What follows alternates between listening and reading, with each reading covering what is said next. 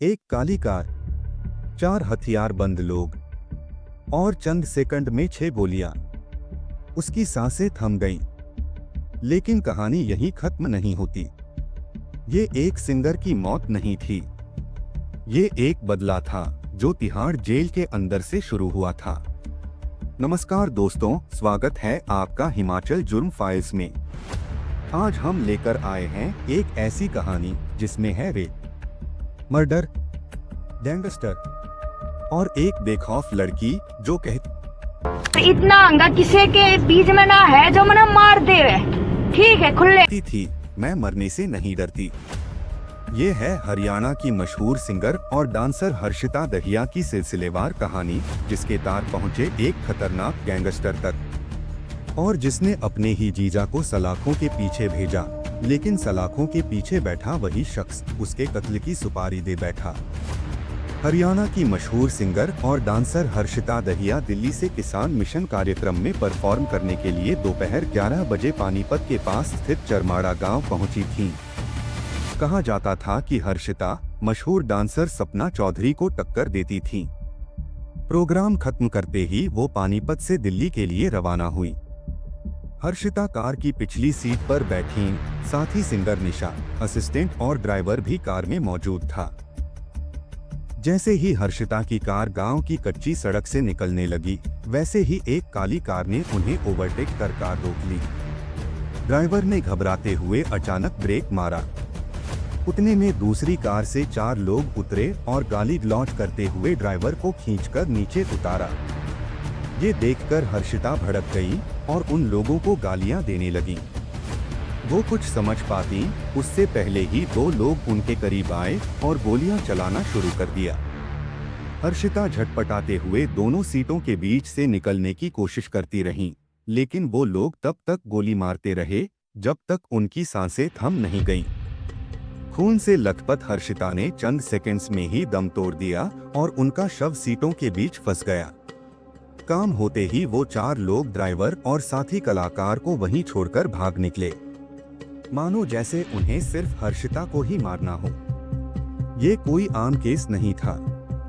मौत से चंद दिनों पहले ही हर्षिता ने YouTube पर एक वीडियो पोस्ट कर रहा था कि उन्हें लगातार धमकियां मिल रही हैं, लेकिन वो मरने से नहीं डरती। जब इस हत्याकांड की जांच शुरू हुई तो ऐसे सच सामने आए जिसने पूरे दिल्ली और हरियाणा को हिलाकर रख दिया। हत्या से कुछ साल पहले हर्षिता का रेप हुआ था। इसके बाद उनकी मां की भी गोली मारकर हत्या की गई थी। हर्षिता की सुपारी दी गई थी, वो भी तिहाड़ जेल में बंद एक कुख्यात गैंगस्टर द्वारा। वहीं हर्षिता खुद भी एक हत्या की साजिश रच चुकी थीं। हरियाणवी सिंगर हर्षिता दहिया हत्याकांड की सिलसिलेवार कहानी, जिसके तार रेप, मर्डर और गैंगस्टर से जुड़े थे। हर्षिता दहिया नाम से मशहूर सिंगर डांसर का असली नाम गीता दहिया था। वो कम उम्र की थी जब पिता का हार्ट अटैक से निधन हो गया। ऐसे में घर की जिम्मेदारी हर्षिता ने संभाली और छोटे मोटे प्रोग्राम में गाना गाकर कमाई करने लगी। बेहतरीन आवाज के चलते हर्षिता को जल्द ही पॉपुलैरिटी मिलने लगी। कुछ समय बाद वो मां बहन के साथ दिल्ली के नरेला स्थित स्वतंत्र नगर में आकर रहने लगी। हर्षिता के गाने सोशल मीडिया पर वायरल होने लगे और उन्हें दिल्ली हरियाणा में भी पॉपुलैरिटी मिल गई। इसी समय वो हरियाणवी सॉन्ग सुहागरात और धरती हाले जैसे हिट म्यूजिक वीडियो में नजर आईं और उन्हें कामयाबी मिलने लगी। हर्षिता की एक बड़ी बहन लता दहिया भी थी। उनकी शादी साल 2011 में दिनेश माथुर से हुई थी। वो कराला, दिल्ली का रहने वाला था। शादी के बाद हर्षिता की फैमिली को पता चला कि दिनेश पर अलग अलग मामलों में कई केस दर्ज हैं। शादी के बाद हर्षिता की बहन लता ने बेटे को जन्म दिया, लेकिन कुछ महीनों बाद ही दिनेश लता के साथ मारपीट करने लगा। यही वजह रही कि लता ससुराल छोड़कर मां और बहन के साथ दिल्ली आकर रहने लगी। साल 2014 की बात है, हर्षिता स्कूल में थी। शाम को हर्षिता का जीजा उन्हें लेने स्कूल पहुंचा और अपने साथ ले जाकर उनका रेप कर दिया। इस हादसे से परिवार टूट गया। मां ने हर्षिता के साथ जाकर नरेला पुलिस स्टेशन में इसकी शिकायत दर्ज करवाई, लेकिन दिनेश फरार हो गया। इस केस की सुनवाई जल्द ही होनी थी, जिसकी अहम गवाह हर्षिता और उनकी मां प्रेमा देवी थीं। केस बंद करवाने के लिए दिनेश लगातार अपने छोटे भाई और गुर्गे भेजकर परिवार को धमका रहा था। वो कई बार हर्षिता के घर में घुसकर मारपीट भी कर चुका था। एक रोज दिनेश छोटे भाई और दोस्तों के साथ हर्षिता के घर में घुस आया। उसने हथियार दिखाते हुए धमकाया कि अगर जल्द ही केस बंद नहीं किया तो वो पूरे परिवार को खत्म कर देगा। डरने के बजाय हर्षिता की मां ने साफ कह दिया कि चाहे जो हो जाए वो केस बंद नहीं करेंगी। धमकियों से तंग आकर हर्षिता ने नरेला पुलिस से सिक्योरिटी की मांग की। पुलिस लगातार उनकी मांग को टालती रही। 17 दिसंबर 2014 की बात है, जब दोपहर को दिनेश ने हर्षिता के घर कॉल किया और कहा कि आज ही उन्हें खत्म कर देगा।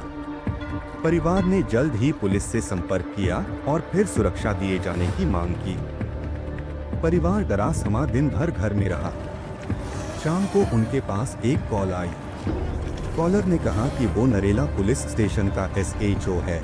एक आदमी उनकी सुरक्षा के लिए घर भेजा जा रहा है, कुछ देर बाद पहुंचेगा।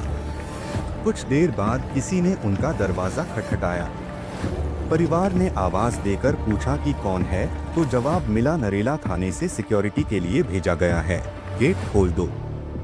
जैसे ही हर्षिता की मां ने दरवाजा खोला तो देखा दिनेश, उसका साथी बंटू और एक अन्य बदमाश दरवाजे पर खड़ा है।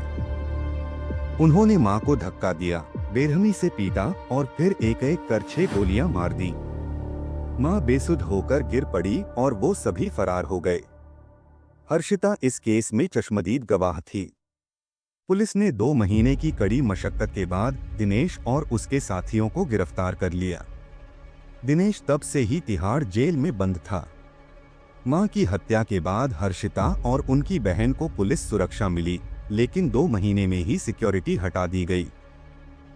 तब से लेकर 2017 तक दिनेश लगातार तिहाड़ जेल से हर्षिता को कॉल कर धमका रहा था कि वो दोनों केस वापस ले ले, वरना वो उसे, बहन लता और उसके बेटे को भी मरवा देगा। लेकिन हर्षिता को तसल्ली थी कि अब दिनेश जेल में बंद है।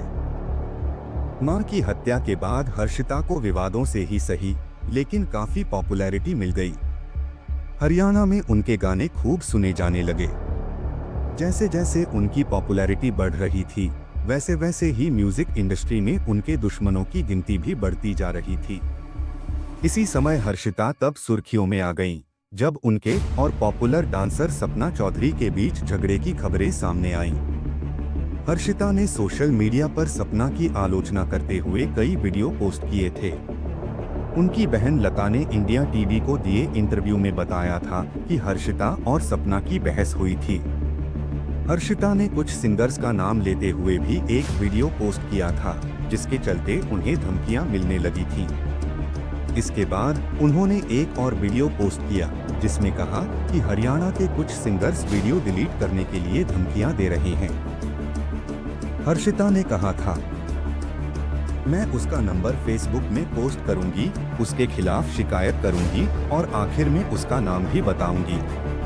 मैं जाटनी हूँ, मैं किसी से नहीं डरती। मैं तो उसकी शिकायत करूंगी, उससे जो बन पड़े कर ले, चाहे मरवा दे, मैं मरने से नहीं डरती। इतना दम किसी में नहीं है जो मुझे मार दे। जाटनी हूँ, शेरनी पैदा की है मेरी माँ ने। मैं किसी से नहीं डरती। करने वाले कहते नहीं हैं, करके दिखा फिर मानूंगी। इसके कुछ दिनों बाद ही 17 अक्टूबर 2017 को हर्षिता की गोली मारकर हत्या कर दी गई। हर्षिता की हत्या की खबर मिलते ही उनकी बहन लता दहिया थाने पहुंची। उन्होंने साफ कहा कि उनके पति और हर्षिता के जीजा दिनेश ने ये कत्ल किया है। लता ने पुलिस को पूरी कहानी सुनाई कि दिनेश ने 2014 में हर्षिता से रेप किया था और मां की भी हत्या की।